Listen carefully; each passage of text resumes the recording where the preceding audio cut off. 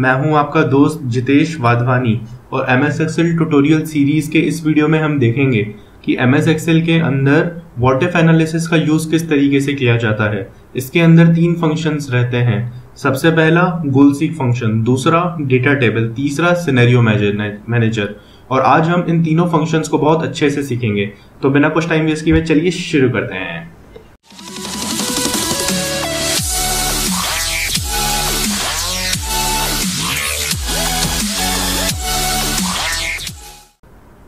दोस्तों, सबसे पहले अपन बात करते हैं गोल सीक फंक्शन की।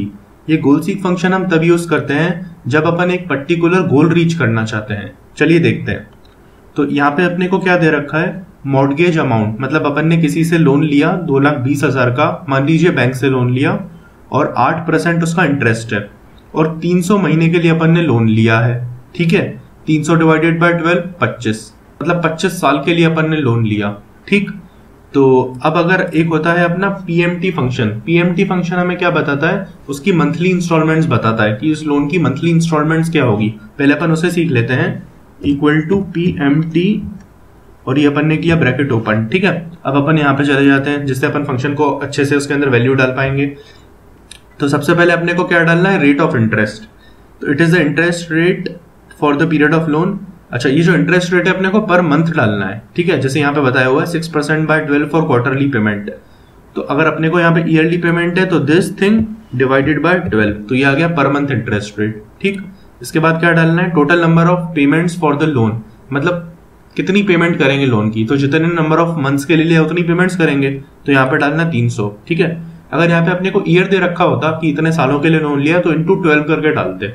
यहाँ पे नंबर ऑफ मंथ्स आएंगे, जितने मंथ्स में आपको रिपेमेंट करना है। ठीक, फिर तीसरी चीज आपकी है कि कितने का लोन लिया, तो ये आ जाएगा। ठीक है, तो ये 3 चीजें डलती हैं और अपने को पता चल जाता है अपनी EMI कितनी होगी, मतलब हर महीने में हमें कितना पैसा देना पड़ेगा लोन का। सबसे पहले अपन डालते हैं लोन का इंटरेस्ट रेट, ये अपन ने डाल दिया डिवाइड बाय 12 करके पर मंथ में।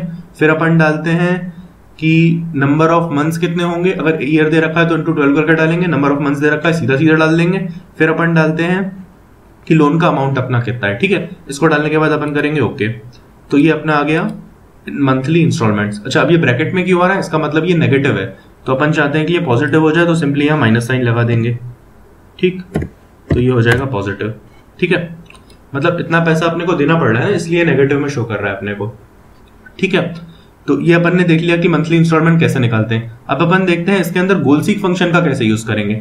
मान लो मैं चाहता हूं कि मेरी मंथली इंस्टॉलमेंट जो है वो 1500 रुपए आए। ठीक है, तो मैं कितना लोन लूं ताकि मेरी मंथली इंस्टॉलमेंट 1500 रुपए आए, इसको देखते हैं कैसे करेंगे।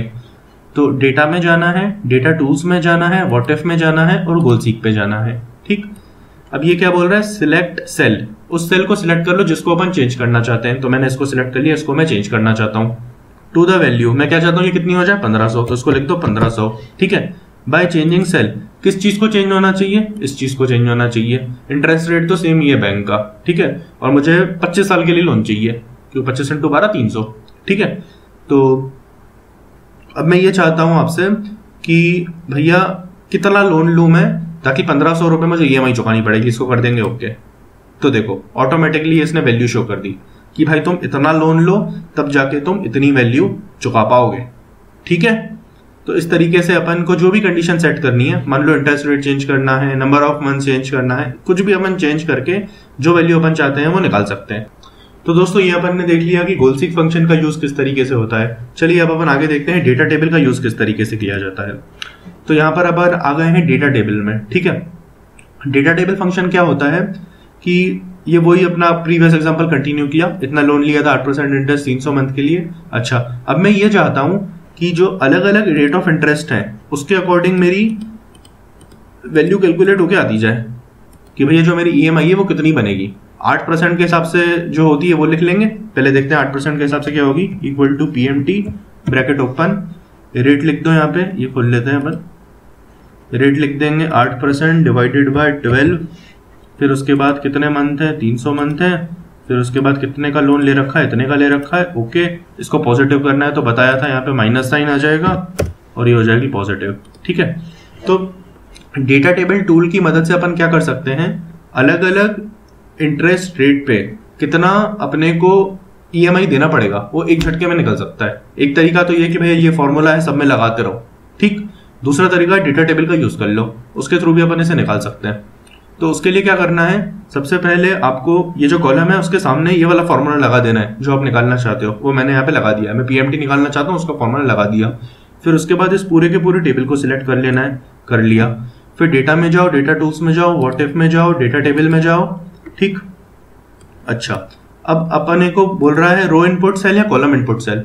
तो अभी अपन क्या कर रहे हैं, कॉलम में वैल्यू चेंजेस कर रहे हैं। ये कॉलम बना हुआ है ना, तो इसलिए अपन भरेंगे कॉलम इनपुट सेल में। कॉलम इनपुट सेल में क्या आएगा, ये सारी जो वैल्यूज हैं 7%, 2.7.5%, 7 ये जो भी है, ये सब क्या है, यही है। इसी को चेंज करके अपन कर रहे हैं, तो बस इसी को सिलेक्ट करना है और ओके कर देना। तो ये सारी की सारी वैल्यू ऑटोमेटिकली भर जाएंगी, ठीक है। एक बार फिर से बता देता हूं अपन ने क्या किया। सबसे पहले तो अपने को ये सारी वैल्यूज भरनी है, ठीक है। भरनी है मतलब इसके करस्पॉन्डिंग जो भी EMI बनेगा वो लिखना है। तो सबसे पहले मेन फॉर्मूला इधर लिख लो, जो भी चीजें अपन यहाँ पे चाहते हैं उसका मेन फॉर्मूला यहाँ पे लिख लो। ये मैंने लिख दिया, इक्वल टू PMT, इसके अकॉर्डिंग इतना इतना होना चाहिए, ठीक। फिर इस पूरे को सिलेक्ट कर लो। फिर उसके बाद व्हाट इफ एनालिसिस पे जाके, डेटा टेबल पे जाके, अब ये कॉलम था तो कॉलम वाले पे आ जाओ, क्या चीज के अकॉर्डिंग था, इसके अकॉर्डिंग, तो इसे सिलेक्ट कर लो और ओके कर लो, ठीक। तो ये अपन ने देख लिया डेटा टेबल। अब अपन लास्ट चीज की बात करते हैं, सिनेरियोस। सिनेरियो, अब यहाँ पे अपने को क्या दे रखा है कि एक कंपनी है, उसके 4 रीजन में ऑपरेट करती है, ईस्ट, वेस्ट, नॉर्थ, साउथ, और 4 क्वार्टर दे रखे हैं, Q1, Q2, Q3, Q4 और ईयरली टोटल, ठीक है। और उसके हर सेल्स ग्रोथ के प्रोडिक्शन दे रखे हैं कि नॉर्थ में 3.3% से ग्रोथ हो रही है, तो दूसरे क्वार्टर में कितनी वैल्यू हो जाएगी, पुराने क्वार्टर की वैल्यू C3 मल्टीप्लाइड बाय ये वाला ग्रोथ रेट प्लस C3, ठीक। ये ग्रोथ हो गई है ना, इतना % ग्रो कर गई, मतलब C3 तो लिया ही प्लस इतना % और हो गई C3 का। फिर थर्ड क्वार्टर में कितनी हो जाएगी, पुरानी वैल्यू D3, फिर D3 को मल्टीप्लाई कर दिया, इससे इतना % ग्रोथ। इस तरीके से सारी वैल्यूज निकाली है, ठीक है।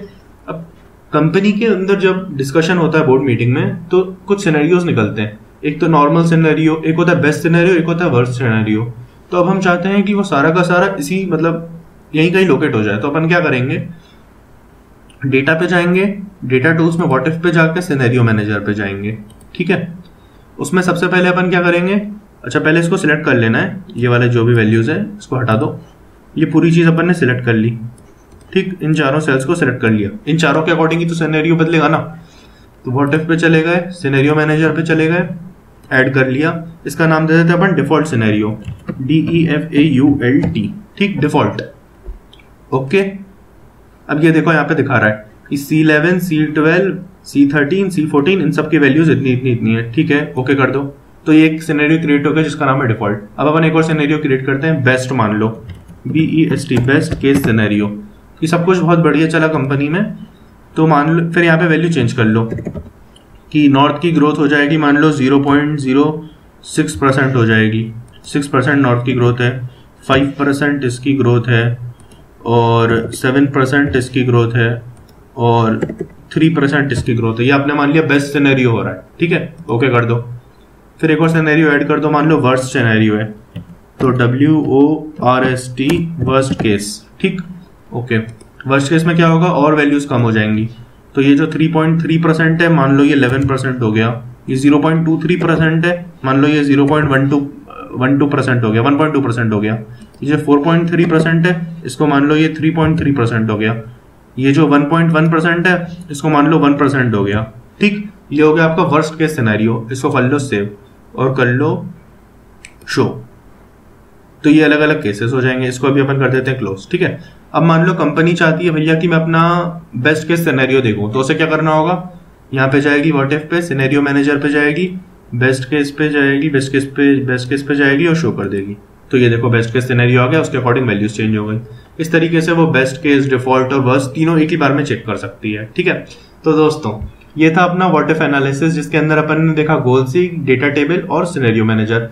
तो उम्मीद करता हूं आपको व्हाट इफ एनालिसिस बहुत अच्छे से समझ आ गया होगा। इसके बाद भी आपके कुछ डाउट्स है तो आप नीचे कमेंट सेक्शन में मुझसे पूछ सकते हैं। मेरे इस वीडियो को लाइक कर दीजिए और शेयर कर दीजिए उनके साथ जो MS Excel सीखना चाहते हैं। और हाँ, अगर आपने अभी तक मेरे चैनल को सब्सक्राइब नहीं किया है तो नीचे दिए गए सब्सक्राइब बटन पर क्लिक करके मेरे चैनल को जरूर सब्सक्राइब कर दीजिए।